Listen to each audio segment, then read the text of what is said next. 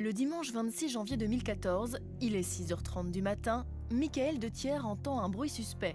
Inquiet, ce papa de 3 enfants décide de faire le tour de la maison. J'ai ouvert la porte de la chaufferie, ça empestait le gaz. J'ai fait le tour ici pour venir fermer la bouteille. Mais en fait, on avait sectionné le tuyau d'arrivée de gaz et on l'avait introduit dans ce petit interstice. Pompier volontaire, Michael a les bons réflexes et sauve de justesse sa femme et ses enfants. Mais cette tentative de meurtre n'est pas la première. Il a reçu des cocktails Molotov sur sa façade. Il y a eu des incendies. On a retrouvé ses chats dans le congélateur. Qui en veut à Michael et sa famille? Un début de réponse peut-être dans son histoire. En 2002, Michael avait été jugé pour le meurtre de son abuseur.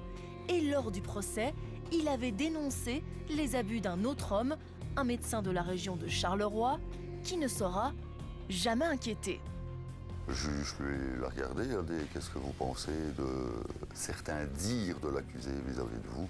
Et il a répondu « Je ne comprends pas pourquoi. » C'est tout. Merci monsieur, au revoir monsieur. Bon voyage, bon retour à la maison, c'est la même chose. Aujourd'hui, Michael veut que justice soit faite, mais depuis qu'il a rouvert le dossier, sa vie est en danger. Pourquoi la justice n'aurait-elle pas fait son travail il y a 12 ans? Et y a-t-il un pédophile qui court en liberté?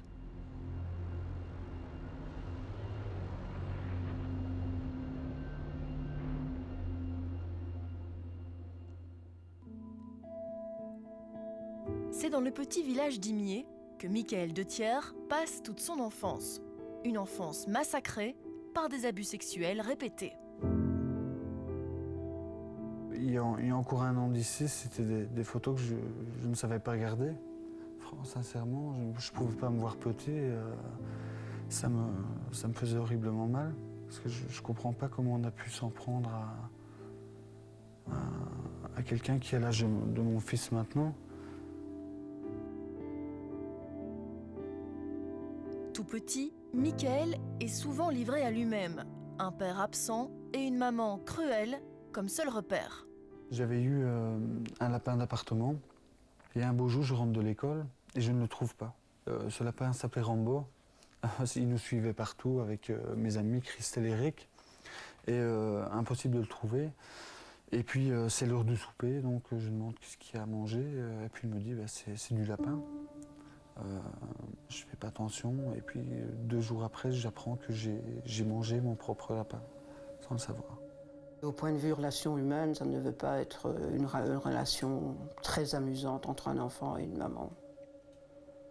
Non, elle criait énormément. Michael a grandi, à mon avis, seul et sans beaucoup de conseils de sa maman. C'est à l'âge de 7 ans, chez son voisin Camille Borir, qu'il subit ses premiers sévices. J'ai subi une petite opération bénigne au niveau des parties génitales. Les visites post-opératoires, en fait, se sont faites au domicile de Camille Borir avec le médecin. Monsieur Borir s'est vite retrouvé à me toucher. Enfin, pour moi, c'était normal qu'en étant un enfant, on ne fait pas attention. Ça a duré un moment comme ça. Et par la suite, ça ne s'est plus jamais arrêté, quoi. Pourtant, les soupçons planent dans le village et sa propre mère connaissait les penchants pervers du voisin. Il faut savoir que le frère de ma maman a été une victime de M. Borir du temps qu'il vivait là, donc ça remonte déjà des années en avant. Donc elle était forcément au courant, forcément. Il y avait beaucoup de personnes qui avaient déjà 65, 70 ans à l'époque et qui étaient au courant de tout. Et qui ne nous ont jamais prévenus. Ils savaient qu'on avait des enfants, ils savaient qu'on allait chez Camille et ils n'ont rien dit. Mais le pédophile s'entoure facilement d'enfants et gagne la confiance de Michael malgré les sévices sexuels. C'est ici qu'on venait, tous les enfants, enfin tous les garçons du village principalement, venaient réparer leur vélo.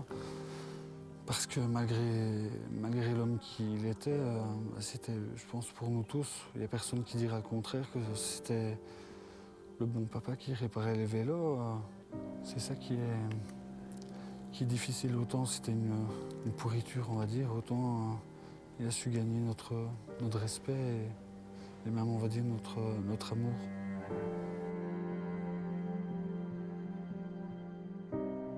Dans la commune, un autre homme aurait lui aussi abusé de jeunes garçons. Un médecin de famille de la région de Charleroi qui invitait les enfants à travailler pour lui. Il employait des petits jeunes hommes comme ça pour, comment je vais dire moi, qui servaient de téléphonistes, quoi. Quand il recevait des appels, bon, ben, il y avait toujours quelqu'un pour répondre. Ce médecin était un ami proche de Camille Borir. Les deux hommes se voyaient très régulièrement. Tout ce que je peux dire, c'est que je voyais, et ça, oui, je voyais régulièrement sa voiture devant la maison de M. Borir. Il n'était pas rare de le voir au moins 3-4 fois sur la semaine chez lui. Il faut savoir que tout médecin, il est alcoolique. M. Borir n'était pas là près de boire. Et Michael aurait été abusé par ce médecin dès l'âge de 9 ans. Avec le consentement de maman, on allait chez lui faire des gardes téléphoniques. Mais on était enfermés. Enfin, moi, pour ma part, je sais qu'il y en avait des autres, mais moi, pour ma part, j'étais enfermé du vendredi jusqu'au dimanche soir. Il louait des vidéos porno. On dormait dans le même lit que lui. On devait prendre notre bain avec lui. Et plein d'autres choses, quoi. Donc,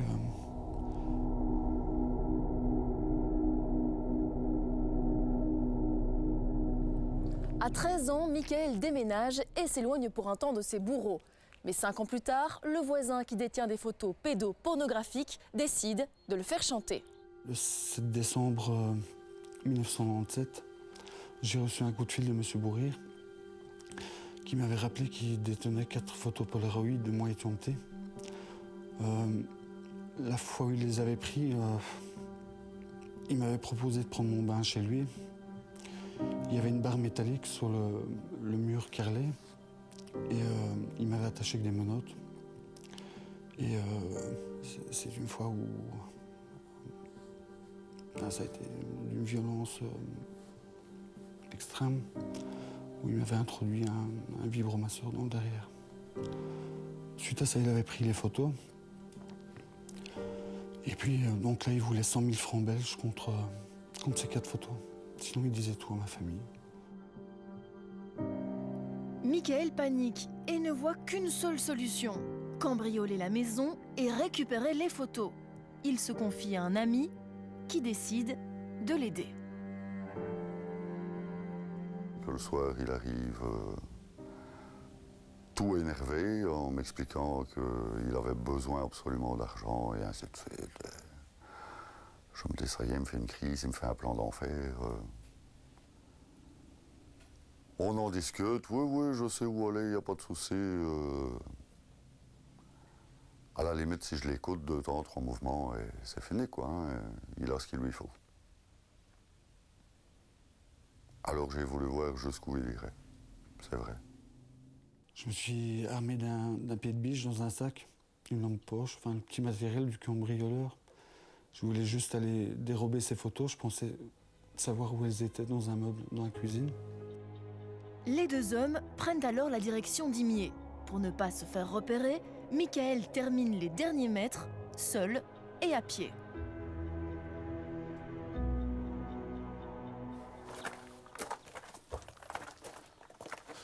Donc voilà, ici il y a une barrière à cet endroit-ci. Et en fait, c'est celle-là que je comptais ouvrir et forcer cette porte qui se trouve là, la petite porte, pour m'introduire chez lui. Ce que je n'ai pas fait et ce que je n'aurais jamais osé de toute façon.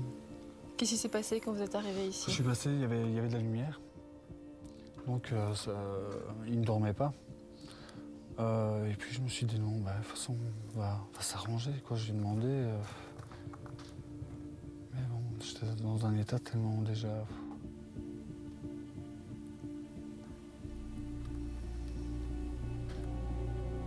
J'ai rien qu'à changer, hein, c'est toujours. Autant je peux revenir depuis des années, autant je me suis jamais présenté devant cette porte, de revoir cet endroit. Tout restait pareil. C'était aussi La porte par laquelle, quand on jouait, il m'attrapait et puis qui m'attirait vers la cour, c'est dur. Hein. Le soir du 7 décembre 1997, Michael n'a pas la force de braquer la maison pour voler les photos. Voyant de la lumière, il décide de sonner à la porte pour tenter de négocier avec le voisin, mais la discussion tourne au drame. On a discuté un petit moment. Je me suis dirigé vers les toilettes. Là, il m'a très vite rejoint. Il n'y avait pas de clé sur la porte. Il n'y en a jamais eu. Là, il y a eu un geste qui s'est fait vers moi. Je suis rentré dans une colère. Son fauteuil était à l'avant de la pièce. On s'est un peu empoigné. Il m'a mis une gifle. Et là, ça a été l'escalade. J'ai pas pu me contrôler. J'ai saisi le pied de biche. Et puis, franchement, encore à l'heure actuelle, je ne sais pas ce qui s'est passé. Il y a des brides, après autant d'années, des brides de ce qu'il a dit. Enfin, des phrases qu'il disait pendant que je frappais qui remontent, c'est atroce, quoi. Dans la précipitation, le jeune homme emporte 2 albums photos au hasard et retrouve Michel qui l'attendait un peu plus loin. Vous étiez comment, Michael, quand vous l'avez retrouvé? Hors d'état. Enfin, dans un état complètement paniqué, complètement nerveux. Je veux dire qu'il tremblait de partout. À l'époque, le juge m'a posé la même question. Sa réponse a été « Je me doute bien que quand on vient de massacrer quelqu'un, on doit être dans un drôle d'état. » Je lui ai répondu « Je dis à mon avis, ça ne doit pas être pire que quand on se fait violer. » Il est passé à une autre question. Les complices sont très vite arrêtés et inculpés pour meurtre ayant facilité le vol. Michael ose alors enfin parler et dénonce à la police les abus sexuels dont il a été victime, y compris ceux du médecin. J'ai été entendu là-dessus, j'ai eu une confrontation avec lui dans l'après-midi. Les policiers m'ont cru, enfin, ces sentiments qu'ils m'ont donnés, enfin, ça ne trompe pas. Lui, pendant la confrontation, de toute façon, a menti, a baissé la tête, n'a jamais voulu rétorquer sur quoi que ce soit. Et voilà, les policiers de la PJ à l'époque m'avaient informé qu'il y avait d'autres faits. Malgré ça, voilà, il est ressorti libre. En incriminant le docteur, Michael met le doigt dans un engrenage qu'il ne pouvait pas soupçonner. L'intimidation commence. Des détenus dans la cour de la prison de Jammu m'avaient dit « Si tu te balances, je vais l'appeler D, pour ne pas dire son prénom, tu es mort ». On a eu des incendies, ouais, avant le procès en 2001. Mais c'est vrai qu'on n'a jamais fait le lien avec l'histoire. C'est maintenant qu'on fait le lien, mais à l'époque, on n'a pas fait le lien avec ça. C'est vrai qu'on pensait pas, on n'a pas pensé à ça, mais on a eu 7 incendies. En 2002, les complices seront finalement jugés et le médecin est appelé à la barre. Il est venu à mon procès en tant que témoin, où là, c'était encore une nouvelle humiliation parce que sur les questions qu'on lui a posées, c'était « Reconnaissez-vous l'accusé après autant de temps ?» Il a dit non. On lui a cité mon nom, peut-être. On lui a juste dit que je l'accusais de faits graves, on ne lui a pas parlé de quoi.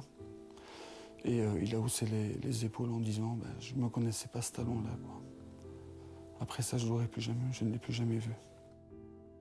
Le jury de la cour d'assises de Mons acquitte finalement Michael et son complice. On avait derrière nous l'affaire du trou. Et la population était très sensible à ces problèmes de pédophilie, donc ça s'est passé avec une bonne atmosphère.